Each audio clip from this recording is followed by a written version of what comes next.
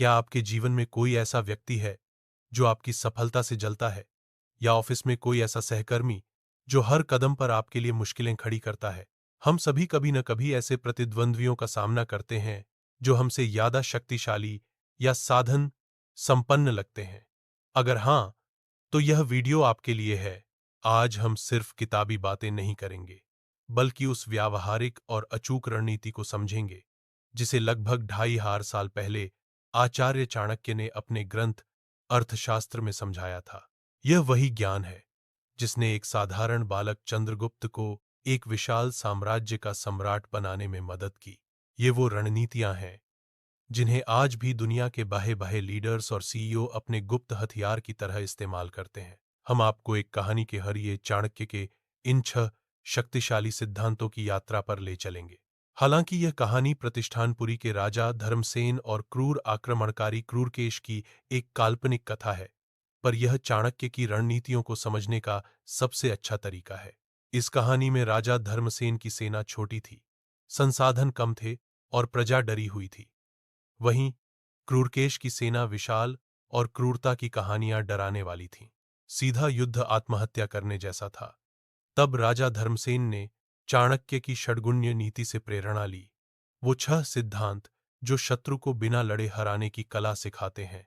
इस कहानी के हर मोड़ पर हम एक एक सिद्धांत को उजागर करेंगे और जानेंगे कि आज के दौर में आप अपने ऑफिस, व्यापार और जीवन के क्रूरकेश से निपटने के लिए इन मंत्रों का इस्तेमाल कैसे कर सकते हैं। तो अंत तक बने रहिएगा, क्योंकि छठा सिद्धांत वो ब्रह्मास्त्र है जो यह सुनिश्चित करेगा कि विजय आपकी ही हो। मंत्र 1।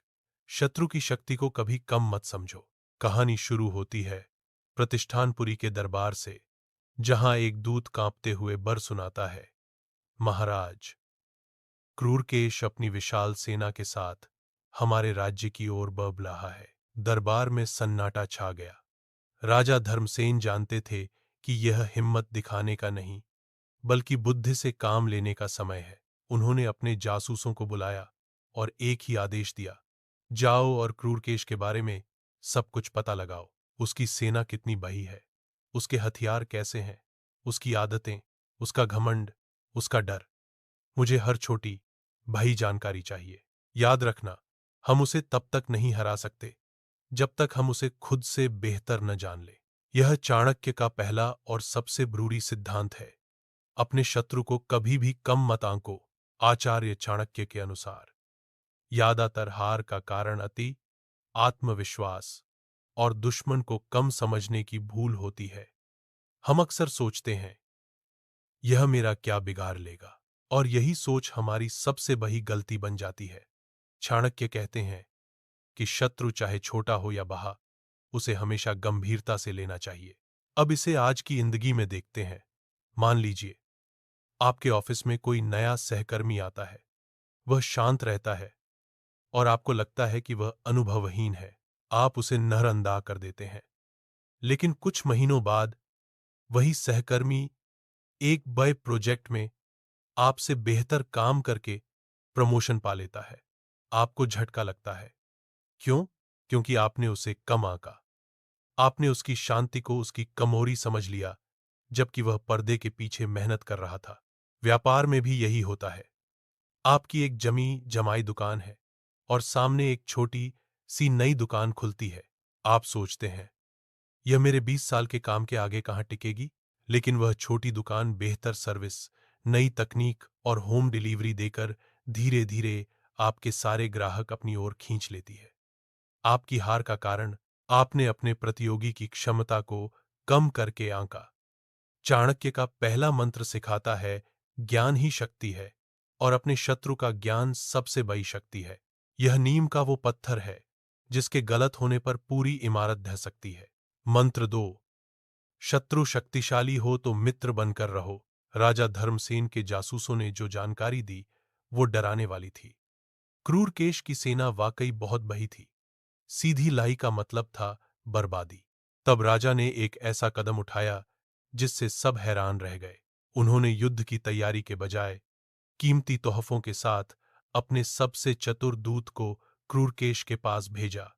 दूत को निर्देश था, क्रूरकेश के सामने झुक जाना, कहना कि प्रतिष्ठानपुरी के महाराज आपकी वीरता के कायल हैं और आपसे मित्रता करना चाहते हैं।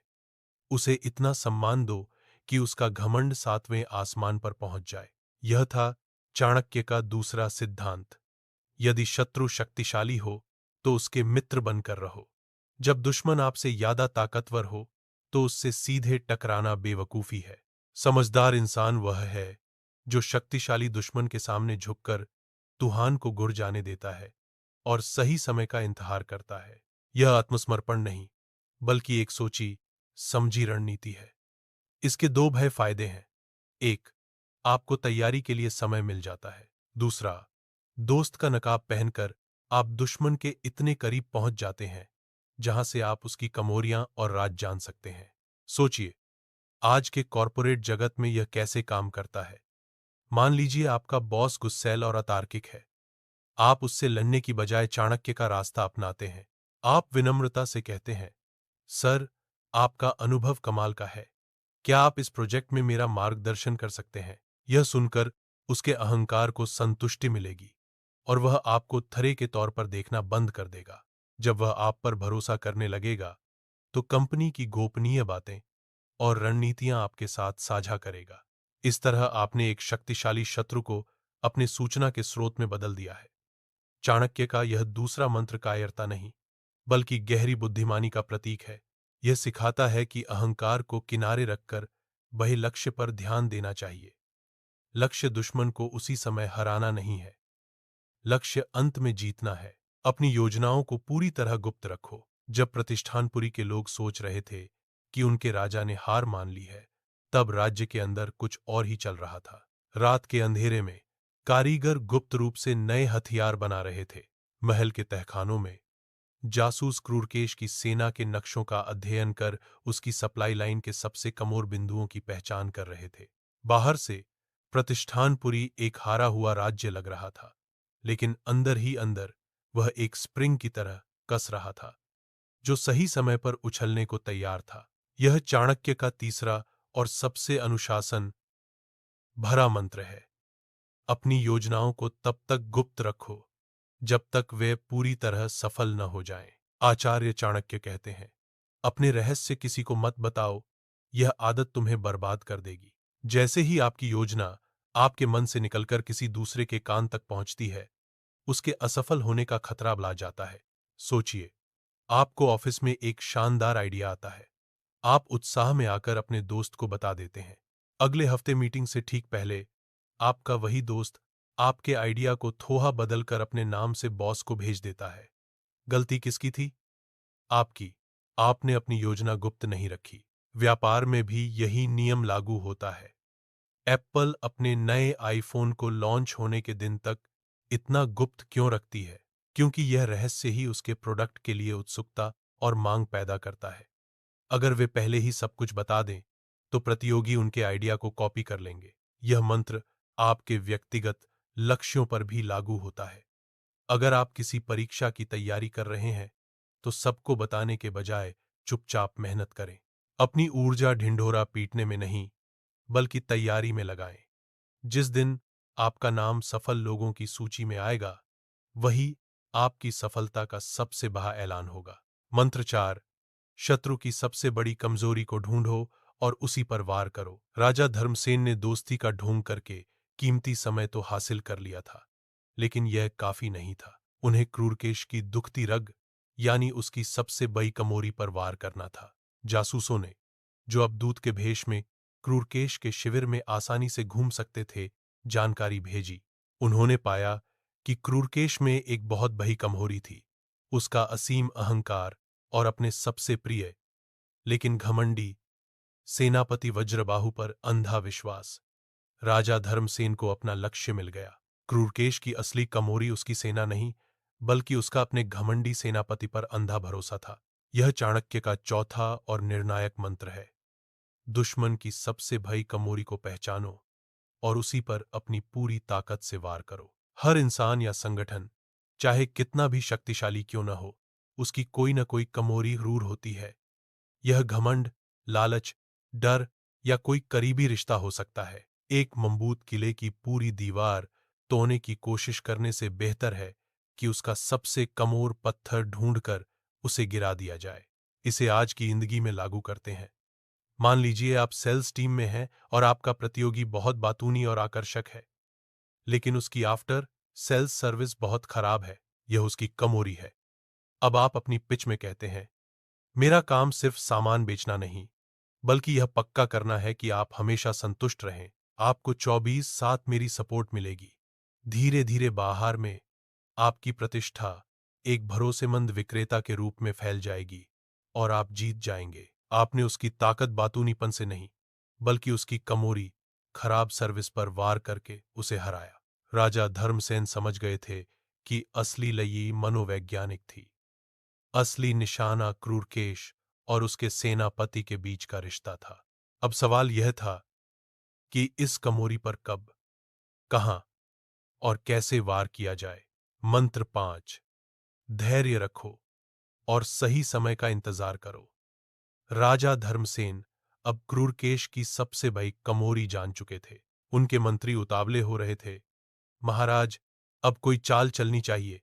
लेकिन राजा ने सबको शांत करते हुए कहा, नहीं, अभी नहीं। पका हुआ फल ही पेड़ से गिरकर मीठा लगता है। हमें उस पल का इंतजार करना होगा जब दुश्मन का अहंकार चरम पर हो और वह जीत के नशे में लापरवाह हो जाए। और उन्होंने इंतजार किया। हफ्ते महीनों में बदल गए। क्रूरकेश और उसका सेनापति अब पूरी तरह मान चुके थे कि प्रतिष्ठानपुरी ने हार मान ली है। उनके शिविर में अनुशासन ढीला पड़ने लगा। राजा धर्मसेन दूर से यह सब देख रहे थे और जानते थे कि फल अब पकने लगा है। यह है चाणक्य का 5वां और सबसे कठिन मंत्र। धैर्य रखो और सही समय का इंतजार करो। इसका मतलब हाथ पर हाथ धरकर बैठना नहीं, बल्कि पूरी तैयारी के साथ उस एक सही पल का इंतजार करना है जब आपका एक छोटा सावार भी सबसे भा असर डालेगा। रणनीति का खेल शिकार की तरह है, जहां शिकारी घंटों तक सही मौके के इंतजार में घात लगाकर बैठा रहता है। आज की दुनिया में यह सबसे बड़ी चुनौती है, क्योंकि हमें सब कुछ तुरंत चाहिए। लेकिन चाणक्य सिखाते हैं कि धैर्य एक शक्तिशाली हथियार है। ऑफिस का वही उदाहरण फिर से लेते हैं। आपको अपने प्रतिद्वंद्वी की कोई बड़ी गलती पता चलती है। आप तुरंत मैनेजमेंट को बताने की बजाय धैर्य रखते हैं। कुछ महीने बाद जब कंपनी एक बड़े प्रोजेक्ट पर काम कर रही हो और आपका प्रतिद्वंद्वी वही गलती दोहराए, तब आप विनम्रता से मैनेजमेंट को पुरानी घटना की याद दिलाते हैं। अब आप एक चुगलखोर नहीं, बल्कि एक समाधान देने वाले, दूरदर्शी और वफादार कर्मचारी लगेंगे। आपने सही समय पर वार किया, जब उसका असर सबसे गहरा होगा। राजा धर्मसेन जानते थे कि क्रूरकेश और वज्रबाहु का अहंकार ही उन्हें नष्ट करेगा। लेकिन अहंकार धीमी आग की तरह होता है। उसे भकने के लिए समय देना पड़ता है। वे जानते थे कि युद्ध के मैदान में गति जरूरी है, लेकिन युद्ध की तैयारी में धैर्य। मंत्र 6। कूटनीति और मनोवैज्ञानिक युद्ध से अंतिम प्रहार करो। महीनों के इंतजार के बाद वह पल आ ही गया। क्रूरकेश की सेना में आलस्य और अनुशासनहीनता चरम पर थी। राजा धर्मसेन ने सैन्य हमले की बजाय मनोवैज्ञानिक युद्ध का ब्रह्मास्त्र इस्तेमाल करने का फैसला किया। पहला कदम, उन्होंने क्रूरकेश के शिविर में यह अफवाह फैलानी शुरू की कि सेनापति वज्रबाहु गुप्त रूप से प्रतिष्ठानपुरी के राजा से मिल गए हैं और खुद राजा बनना चाहते हैं। दूसरा कदम, इसके साथ ही उन्होंने एक दूत को कीमती तोहफों के साथ वज्रबाहु के शिविर में भेजा, लेकिन उसे जानबूझकर क्रूरकेश के किसी वफादार सैनिक के हाथों पके जाने का निर्देश दिया। जब दूत से पूछा गया कि ये तोहफे किसके लिए हैं, तो उसने घबराते हुए कहा, ये तो हमारे भविष्य के महाराज महान वज्रबाहु के लिए हैं। अंतिम प्रहार। क्रूरकेश, जो पहले से ही अवाहों से परेशान था, अब गुस्से और शक से पागल हो गया। उसने बिना जांच के भरी सभा में वज्रबाहु को देशद्रोही घोषित कर दिया। वज्रबाहु इस अपमान को सह नहीं सका। देखते ही देखते क्रूरकेश के अपने ही शिविर में गृहयुद्ध छिड़ गया। जो सेना कुछ घंटे पहले तक अजेय थी, वह अब अपने ही खून से अपनी धरती लाल कर रही थी। राजा धर्मसेन ने एक भी सैनिक भेजे बिना, केवल अहंकार और शक के बीजों का इस्तेमाल करके अपने से 10 गुना शक्तिशाली दुश्मन को उसी के हाथों खत्म करवा दिया। यह है चाणक्य का छठा और अंतिम मंत्र। असली युद्ध मैदान में नहीं, मन में जीता जाता है। कूटनीति और मनोवैज्ञानिक युद्ध का प्रयोग करके दुश्मन को अंदर से तोड़ दो। आज के कॉरपोरेट जगत में इसे कैसे लागू करें? मान लीजिए कि आपकी प्रतिद्वंद्वी कंपनी में सीईओ और कू के बीच अहंकार का टकराव है। आप एक सार्वजनिक मंच पर कू की तारीफ करते हुए कह सकते हैं, आपकी कंपनी की हालिया सफलता का पूरा श्रेय कू की शानदार रणनीति को जाता है। यह बात जब सीईओ तक पहुंचेगी तो उसके मन में असुरक्षा का बीज बो देगी। उनके बीच का भरोसा टूटने लगेगा और उनकी कंपनी अंदर से कमजोर हो जाएगी। आपने बस मानव स्वभाव को अपना काम करने दिया। अगर आप भविष्य में भी चाणक्य नीति और जीवन दर्शन पर ऐसे ही व्यावहारिक वीडियो देखना चाहते हैं तो हमारे चैनल को सब्सक्राइब करें। बुद्धिमान बने, रणनीतिक बने, अपराजेय बने।